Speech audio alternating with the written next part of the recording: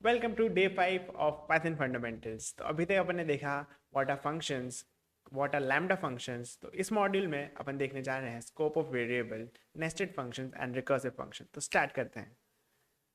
तो सबसे पहले स्टार्ट करते हैं स्कोप ऑफ वेरिएबल। तो अपन ने अभी रिसेंटली जब प्रीवियस डे में जब फंक्शंस के बारे में देखा, अपन ने काफ़ी सारे वेरिएबल्स फंक्शन के अंदर डिफाइन किए, बाहर भी डिफाइन किए।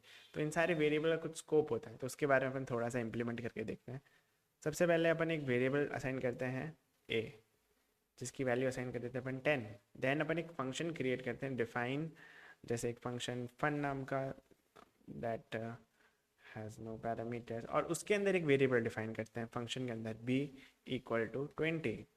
और इस फंक्शन के अंदर एक प्रिंट स्टेटमेंट भी डाल देते, print hey, and then simply we should call this function ताकि ये एग्जीक्यूट होए। तो ये फंक्शन एग्जीक्यूट हो जाएगा और इस कोड ब्लॉक को रन करते हैं।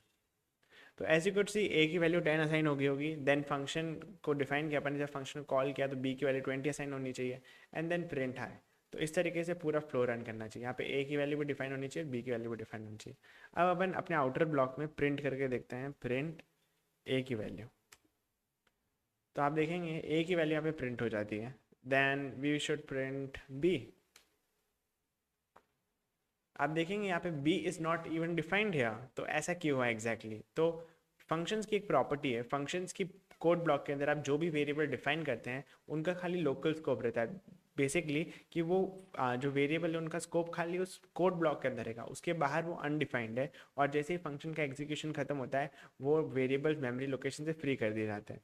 तो बेसिकली ये बी खाली उस फंक्शन के कोड ब्लॉक के अंदर डिफाइंड है, आप खाली इसे इस ब्लॉक के अंदर यूज करते हैं। जैसे आप इस हाई के साथ अगर बी की वैल्यू प्रिंट करें और एग्जीक्यूट करेंगे तो यहाँ पे आप देख सकते हैं कि हाई 20 प्रिंट हो गया था। यहाँ पे बी की वैल्यू डिफाइन थी फंक्शन के कोड ब्लॉक के अंदर, लेकिन जो जैसे ही फंक्शन के बाहर अपन ने बी को एक्सेस करने की कोशिश की वो अनडिफाइंड आ गया।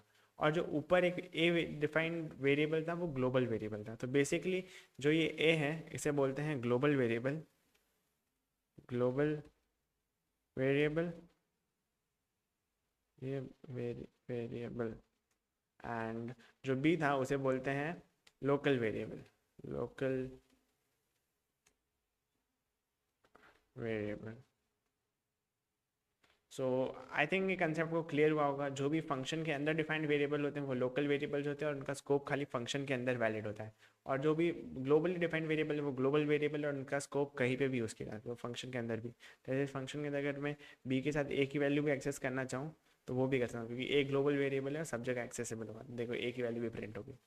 होपफुली आपको स्कोप का कंसेप्ट क्लियर हो गया होगा कि फंक्शन के अंदर डिफाइंड वेरिएबल लोकल होते हैं, लोकल स्कोप होता है, और बाहर डिफाइन किए वेरिएबल्स ग्लोबल स्कोप के साथ होते हैं।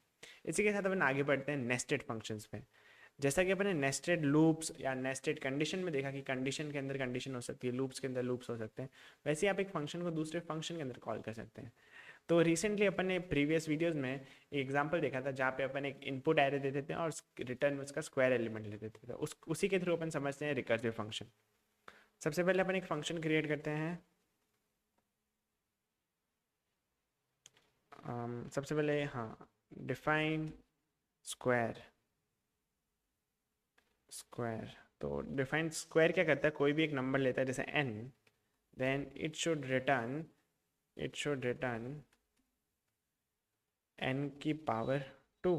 मतलब बेसिकली किसी भी नंबर का ये स्क्वायर नंबर रिटर्न कर देगा। फिर अपन एक और फंक्शन क्रिएट करते हैं स्क्वायर करके, स्क्वायर ऑफ एरे, किसी एरे का स्क्वायर करना। तो यहाँ पे अपन इनपुट में लेंगे एक एरे, एरे मतलब बेसिकली एक लिस्ट लेंगे और अपन को क्या करना है, उस लिस्ट के सारे एलिमेंट का स्क्वायर रिटर्न करना है। तो यहाँ पे अपन रिटर्न करा सकते हैं रिटर्न, और यहाँ पे अपन लिस्ट कॉम्प्रिहेंशन से नई लिस्ट जनरेट कर सकते हैं जो होगी स्क्वायर ऑफ आई, जिसमें मैंने ऊपर वाले फंक्शन को कॉल करके आई एलिमेंट का स्क्वायर कैलकुलेट कर लिया है। For I in range, I in range नहीं sorry, for I in array. Cool. तो आपको अगर लिस्ट कॉम्प्रिहेंशन वाली वीडियो आपने नहीं देखी तो एक बार वापस रिविजिट कर सकते हैं, जैसे आपको ये एक्सप्रेशन समझ रहा है बेसिकली अपन यहाँ पे ये लिस्ट जनरेट कैसे की है। तो अपन ने आई को पहले एरे के अंदर आइटरेट किया, फॉर हर एक एलिमेंट इन एरे अपन ने स्क्वायर ऑफ आई कैलकुलेट करके एक नई लिस्ट में स्टोर कर दिया। सो यहाँ पे ये हो गया। अब इसे प्रिंट कर देते हैं, प्रिंट, प्रिंट नहीं करते डायरेक्ट फंक्शन कॉल कर देते तो उसकी वैल्यू प्रिंट हो जाएगी, स्क्वायर एरे ऑफ जो भी अपनी लिस्ट है, जैसे 1 4 8, एग्जीक्यूट करते हैं। आप देख सकते हैं इनके करस्पॉन्डिंग स्क्वायर वैल्यूज प्रिंट हो गए। तो यहाँ पे आप देखेंगे कि स्क्वायर एरे एक फंक्शन था, उसकी इंटरनल बॉडी के अंदर अपन एक और फंक्शन कॉल किया जो भी एक यूजर डिफाइंड फंक्शन था, स्क्वायर। तो ऐसे फंक्शन जिनके अंदर और फंक्शंस कॉल हो रहे हैं उन्हें बोलते हैं नेस्टेड फंक्शंस। तो होपफुली आपको नेस्टेड फंक्शन का कंसेप्ट भी क्लियर हो गया होगा। नेस्टेड फंक्शन बोलते हैं इसे, नेस्टेड फंक्शन। अब नेस्टेड फंक्शंस में काफ़ी इंटरेस्टिंग स्पेशल केस बनता है कि व्हाट इफ एक फंक्शन खुद को ही कॉल कर ले, उस केस में क्या होगा। ये सुनने में काफ़ी वियर्ड लगता है कि एक फंक्शन खुद को कॉल करके क्या हो रहा है, काफ़ी लॉजिकल भी, लेकिन इसके काफ़ी लॉजिकल सेंसेस निकलते हैं जब हम रिकर्जन पढ़ेंगे। तो इसको एक्सप्लेन करने के लिए just to explain what recursion in generalise way mean, कि आपने वो मीम देखी होगी जहाँ पे आपने इंटर्न स्टूडेंट्स की कंप्लेन देखी होगी। वो बोलते हैं कि आपको इंटर्नशिप मिलेगी जब आपके पास एक्सपीरियंस होगा, लेकिन एक्सपीरियंस मिलेगा जब आपके पास इंटर्नशिप होगी। ये एक काफ़ी बूट लूप टाइप प्रॉब्लम है कि एक चीज़ दूसरे पे रिकर्सिवली लूप में फंस जाते हैं अपन। उसी टाइप चीज़, उसी तरीके से जब ऐसी प्रॉब्लम्स को रिकर्जन बोलते हैं, लेकिन उसी टाइप से जब एक फंक्शन खुद को रिकर्सिवली कॉल करता है उसे बोलते हैं रिकर्सिव फंक्शन। तो अपन स्टार्ट करते हैं what recursive function actually are. Recursive, so recursive functions पढ़ना है जो अपने इस मॉड्यूल का लास्ट टॉपिक होगा और काफ़ी इंपॉर्टेंट टॉपिक भी, recursive functions. So here we are recursive functions. अब रिकर्सिव फंक्शन को डायरेक्ट कोड करने से पहले थोड़ा सा समझना पड़ेगा। तो रिकर्सिव प्रॉब्लम को समझने के लिए अपन सबसे पहले फैक्टोरियल नोटेशन को समझेंगे कि फैक्टोरियल प्रॉब्लम में नेचुरली रिकर्जन एग्जिस्ट करता है। तो उसी के थ्रू अपन रिकर्सिव फंक्शन समझेंगे और समझेंगे कैसे रिकर्सिव प्रॉब्लम्स को सॉल्व करने का काम आ सकता है। तो जैसा कि आपको पता होगा फैक्टोरियल, अगर नहीं भी पता है तो एक बार मैं आपको समझाने की कोशिश करता हूँ फैक्टोरियल किसी भी नंबर का क्या होता है एग्जैक्टली। जैसे फैक्टोरियल ऑफ 5 कैसे कैलकुलेट किया जाता है कि आपको 5 मल्टीप्लाई बाय उसके प्रीवियस जितने भी नेचुरल नंबर है 1 तक, उन सबसे मल्टीप्लाई करके जो आंसर आता है वो फैक्टोरियल 5 की वैल्यू होती है। जैसे 4 5 into 4 into 3 into 2 into 1, so basically 5 factorial की वैल्यू होगी। इन सारे नंबर्स को मल्टीप्लाई करके जो आंसर आएगा वो होगा 5 फैक्टोरियल। सिमिलरली अगर आपको 4 फैक्टोरियल कैलकुलेट करना है तो ये बेसिकली होगा आपका 4 स्टार 3 स्टार 2 स्टार 1। सो आपको ये कंसेप्ट समझ आएगा। Basically 5 factorial is 5 into 4 into 3। और अब इस फंक्शन को आप फैक्टोरियल के टर्म्स में भी नहीं सकते। जैसे आप यहाँ पे देखेंगे कि 5 फैक्टोरियल में ये जो चीज़ है 4 7 2 1 वो एग्जैक्टली 4 फैक्टोरियल की वैल्यू है। तो आप 5 फैक्टोरियल को ऐसे नहीं सकते। 5 factorial is equals to nothing but 5 into 4 factorial, factorial of 4। तो ये भी एग्जैक्टली वही चीज़ है जो ऊपर थी, बस अपन ने इसको factorial in terms of factorial में किया। अब समझते फैक्टोरियल कैलकुलेट करना किसी भी चीज़ का, अपन एक फंक्शन क्रिएट करें जिसके अंदर इनपुट में नंबर डाले उसको कैलकुलेट करना है फैक्टोरियल। तो उस नोटेशन में लिखते हैं कि factorial of 5 is equal to 5 into factorial of 4। और इसको जनरलाइज वे में लिखें किसी भी नंबर के लिए तो फैक्टोरियल ऑफ n, किसी भी नंबर का factorial is equal to n into factorial of उसके प्रीवियस नंबर, फैक्टोरियल ऑफ उसका प्रीवियस नंबर n-1।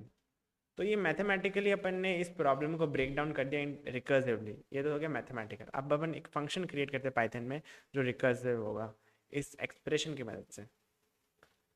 कि अपन ने इस एक्सप्रेशन में क्या किया है, किसी भी नंबर का फैक्टोरियल होता है n टाइम्स उसके पीछे वाले नंबर के फैक्टोरियल के। तो अपन ने इसको रिकर्सिवली डिफाइन कर दिया इस फैक्टोरियल को इन टर्म्स ऑफ फैक्टोरियल। तो इसे डिफाइन, अब अपन एक फंक्शन क्रिएट करते हैं जो असली में होगा फैक्टोरियल, फैक्टोरियल ऑफ n। किसी भी नंबर का फैक्टोरियल अगर कैलकुलेट करना है मेरे को तो बेसिकली वो होगा रिटर्न ये जो अपनी वैल्यू थी n इंटू फैक्टोरियल n-1। तो बेसिकली जैसे अगर मैं फैक्टोरियल 5 को कॉल करूँगा, जैसे मैंने यहाँ पे इसके नीचे थोड़ा सा इसको एग्जीक्यूट करने से पहले थोड़ा सा ड्राई रन करते हैं फंक्शन को, एग्जैक्टली होगा क्या। ड्राई रन का सिंपली मतलब है कि अपन खुद इवेल्युएट करेंगे कि फंक्शन कैसे एग्जीक्यूट करेगा। तो सबसे पहले अपन जैसे कैलकुलेट करते हैं फैक्टोरियल ऑफ 5, जैसे अपन को ये कैलकुलेट करना है फैक्टोरियल ऑफ 5। तो इसकी रिटर्न वैल्यू आएगी अपने पास 5 into factorial of 4, 5 into factorial of 4। इसके बाद जो 5 फैक्टोरियल 4 है ये ब्रेक डाउन हो जाएगा 4 इंटू फैक्टोरियल ऑफ 3। देन ये जो फैक्टोरियल 3 है ये ब्रेक डाउन हो जाएगा into 3 into factorial of 2। Cool. अब फैक्टोरियल 2 ब्रेक डाउन हो जाएगा फैक्टोरियल 2 इंटू फैक्टोरियल ऑफ 1, और देन फैक्टोरियल 1 ब्रेक डाउन हो जाएगा 1 इंटू फैक्टोरियल ऑफ 0।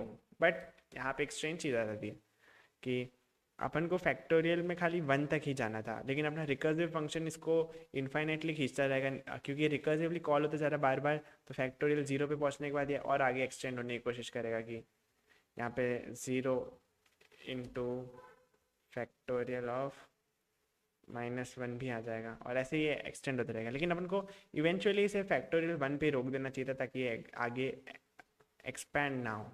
तो इससे किसी भी फैक्टोरियल प्रॉब्लम में जब आप एक फैक्टोरियल फंक्शन, सॉरी फैक्टोरियल क्या, रिकर्सिव फंक्शन बना रहे हैं, तो उसमें एक कंडीशन ऐसी होती है जो आपके रिकर्जन को स्टॉप करे। तो रिकर्जन स्टॉपिंग कंडीशन मस्ट है किसी भी रिकर्सिव फंक्शन के लिए, क्योंकि रिकर्जन इन्फाइनेटली अगर लूप में चलता रहा तो वो कभी एंड नहीं होगा, आपका सिस्टम क्रैश हो सकता है। और पाइथन में भी उसके लिए लिमिट होती है जिसे अपन आगे देखेंगे। अभी के लिए अपन देखते हैं अपन इसको 1 पे रोकेंगे कैसे। तो बेसिकली अपन को मालूम है फैक्टोरियल 1 क्या होगा कि 1 से पहले वाले कोई नंबर ही नहीं, तो फैक्टोरियल 1 1 ही है। तो जब भी अपने पास n आता है तो अपन यहाँ पे डायरेक्ट रिटर्न कर देंगे if n is equal to 1। तो उस केस में अपन डायरेक्टली यहीं पे रिटर्न कर देते हैं रिटर्न 1, और अपन नीचे वाले एक्सप्रेशन पे जाते ही नहीं है। तो बेसिकली यहाँ पे डायरेक्टली फैक्टोरियल 1 की वैल्यू 1 आ जाएगी, और फिर इस 1 ये 1 की वैल्यू पीछे जाएगी, तो फिर उसके ऐसा फिर ये 1 की वैल्यू डायरेक्ट रिवर्स में जाएगी, 2 से मल्टीप्लाई होगी। फिर जो आंसर आएगा 2 इंटू 1 2, पीछे वापस पीछे वाले फ्रेम में जाएगा जिसमें 3 इंटू 2 से मल्टीप्लाई होगा जो 6, वो पीछे वाले फ्रेम में जाएगा जो 4 इंटू 6 24, 24 इंटू 5 120। ऐसे करके पूरा आपका सबसे पहले रिकर्सिवली फंक्शन नीचे तक जाता है, फिर नीचे से इवेल्युएट होता होता है वापस से टॉप विंडो तक आ जाता है। तो इस तरीके से काम करता है रिकर्जन। तो अपन एक रिकर्सिव फंक्शन क्रिएट करते हैं, आप इसे यूज़ करके देखते हैं कि एग्जैक्टली फैक्टोरियल कैलकुलेट करता नहीं करता है। फैक्टोरियल ऑफ 5 से इवेल्युएट करेंगे तो इसमें आ गया 120। तो सिमिलरली आप फैक्टोरियल किसी भी नंबर का निकाल सकते हैं। फैक्टोरियल ऑफ 10, फैक्टोरियल 10 काफ़ी बड़ा नंबर है, जो जेनरिक बात इतने सारे नंबर मल्टीप्लाई होके बड़ा ही बनना उसे। तो ये हो गया फैक्टोरियल का। अभी अपन ने देखा कि रिकर्सिव में अगर कोई अपन ऐसी स्टॉपिंग कंडीशन ना लगाए, तो रिकर्जन की दो बेस कंडीशन, सबसे पहले उसके पास एक स्टॉप कंडीशन होनी चाहिए, दूसरा आपका रिकर्जन और स्टॉप कंडीशन के ट्रूवर्ड जाना चाहिए। क्योंकि यहाँ पे अपना रिकर्जन अपन को मालूम है फैक्टोरियल 1 की तरफ मूव फॉरवर्ड कर रहा है, तो अपना रिकर्जन स्टॉप होएगा। लेकिन व्हाट इफ अपना रिकर्जन कभी 1 की तरफ जाता ही नहीं, तो भी वो इन्फाइनाइटली चलता रहता। तो किसी भी रिकर्सिव फंक्शन में दो कंडीशन होनी चाहिए, एक तो उसकी स्टॉपिंग कंडीशन होनी चाहिए, दूसरा आपका रिकर्जन स्टॉप कंडीशन की तरफ मूव फॉरवर्ड करना चाहिए, जब भी आप एक मीनिंगफुल रिकर्जन क्रिएट कर सकते हैं। जस्ट एग्जांपल अपन एक जेनरिक फंक्शन बना के देते हैं रिकर्जर करके, जिसमें अपन कुछ भी नहीं कर रहे, डायरेक्ट खुद को ही कॉल कर देते हैं रिकर्जर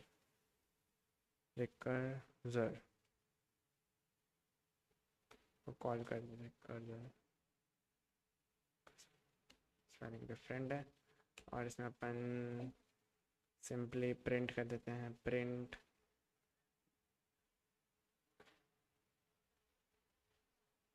जैसे कितनी बार कॉल होता है वो देखने के लिए अपने काउंट वेरिएबल डाल देते हैं इसमें कि कितनी बार कॉल होगा exactly. Print count variable count is 0, count is 0, और यहाँ पे अपन कॉल होते से प्रिंट कर देते प्रिंट काउंट कॉमा एक एंड, इसको एंड स्लैश से नहीं कर, इसको एंड कर देते अपन end is equal to slash, मतलब न्यू लाइन में ना जाके सेम लाइन पे सारे काउंट वेरिएबल प्रिंट होते ताकि वो नीचे वर्टिकली एक्सटेंड ना करे। इसे रन करते हैं।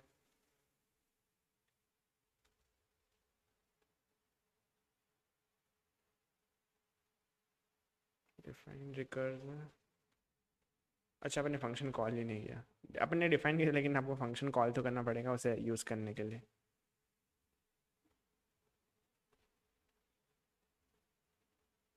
सो अपन ने फंक्शन कॉल किया, अभी से रन करते हैं और रन करते हैं।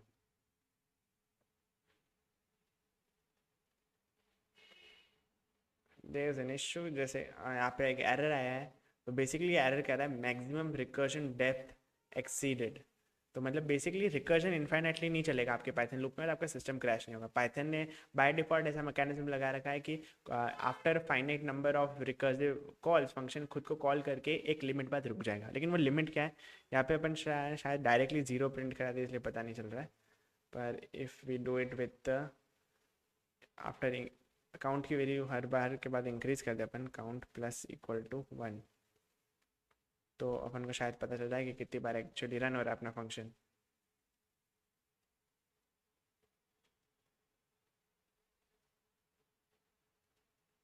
प्रिंट काउंट,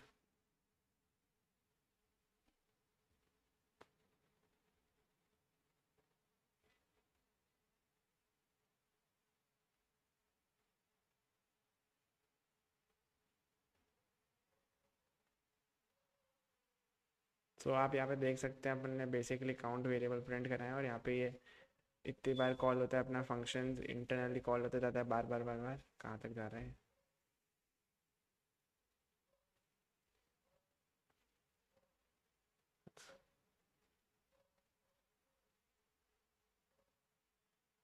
करोड़ों बार कहाँ ये, लेट्स सी लास्ट में कहाँ तक कॉल हुआ है एग्जैक्टली। सो ये 153 टाइम्स कॉल हुआ है, यानी 154 या 153 में से कोई इसकी मैक्सिमम लिमिट है। तो ये थी रिकर्जन की मैक्स लिमिट वाली चीज़ कि रिकर्सिव फंक्शन अगर आपने बिना बेस कंडीशन या बिना स्टॉपिंग फंक्शन क्रिएट कर दिया है तो वो आफ्टर लिमिट ऑटोमेटिकली स्टॉप हो जाएगा। तो होपफुली ये कंसेप्ट भी आपको क्लियर होगा। तो अपना एक रिकर्सिव फंक्शन था जो अपने आप क्रैश हो जाता है after recursive limit, simple function. इसको एक बार सिंपली बिना काउंट वेरिएबल के प्रिंट करके इसका आउटपुट देखते हैं। सो बेसिकली यहाँ पे ये एरर आती है, recursion error, maximum recursion depth exceeded. So cool, यहाँ तक कंसेप्ट क्लियर था। अब बिफोर एंडिंग दिस मॉड्यूल एक और रिकर्सिव एग्जांपल देखते हैं। जैसे अपने पास कोई स्ट्रिंग है, मेरे पास है एक स्ट्रिंग इज माय नेम गर्वित।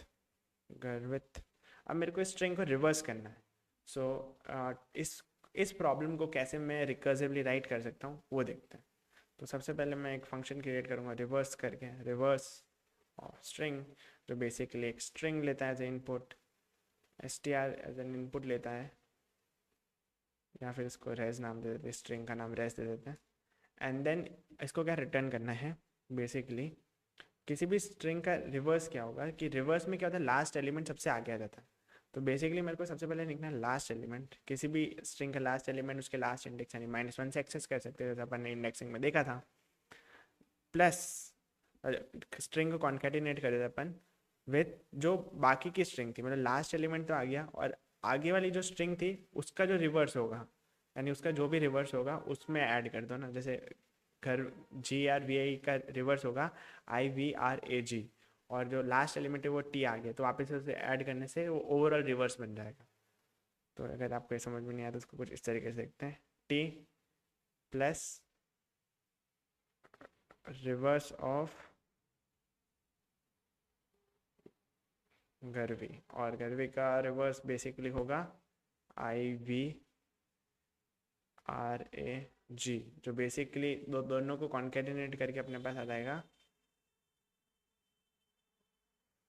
और जो, हाँ, दोनों कॉन्केटिनेट करके एक्चुअल स्ट्रिंग का जो रिवर्स है वही वैल्यू आएगी। तो बेसिकली अपन ऐसे किसी भी स्ट्रिंग के रिवर्स को लिख सकते हैं, लास्ट एलिमेंट प्लस जो बचा हुआ स्ट्रिंग का सब स्ट्रिंग है उसका रिवर्स ऐड करके जो आ रहा है वो है। तो अपन इसे reverse in terms of reverse define कर दिया।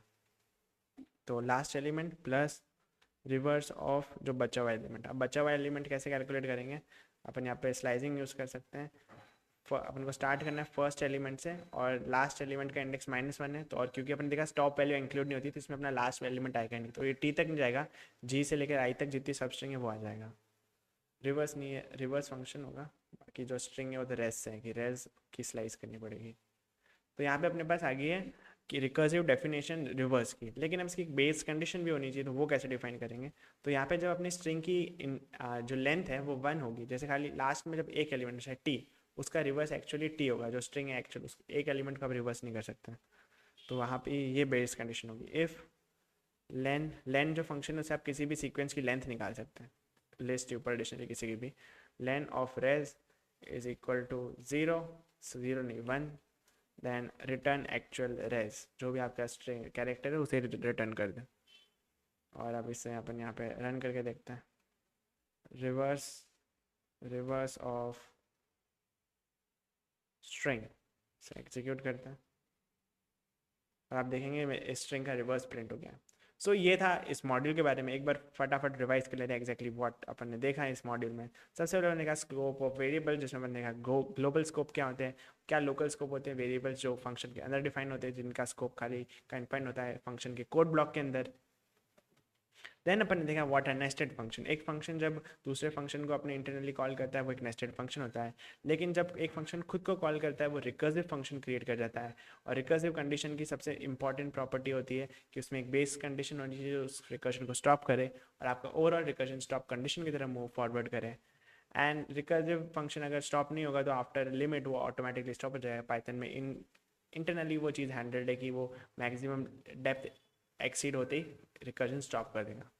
सो होपफुली आपको फंक्शंस का कंप्लीट पार्ट क्लियर होगा। पिछले डे में अपन ने देखा व्हाट फंक्शन एक्चुअली यार कैसे अपन डिफाइन कर सकते हैं, उसमें क्या आर्ग्यूमेंट्स ले सकते हैं, क्या उनके रिटर्न टाइप्स होते हैं। फिर अपन मूव फॉरवर्ड की लैम्डा फंक्शंस, लिस्ट कॉम्प्रिहेंशन, इस मॉड्यूल में फिर अपन ने स्कोप्स देखे हैं, देन अपन ने नेस्टेड एंड रिकर्सिव फंक्शन देखा। तो इसी के साथ अपना रिकर्सिव पार्ट ऑफ फंक्शन और पाइथन के सारे जो फंडामेंटल्स हैं वो कंप्लीट होते हैं। और अब जो अगले मॉड्यूल में अपन देखने जा रहे हैं वो है exceptional handling. So meet you in the next module.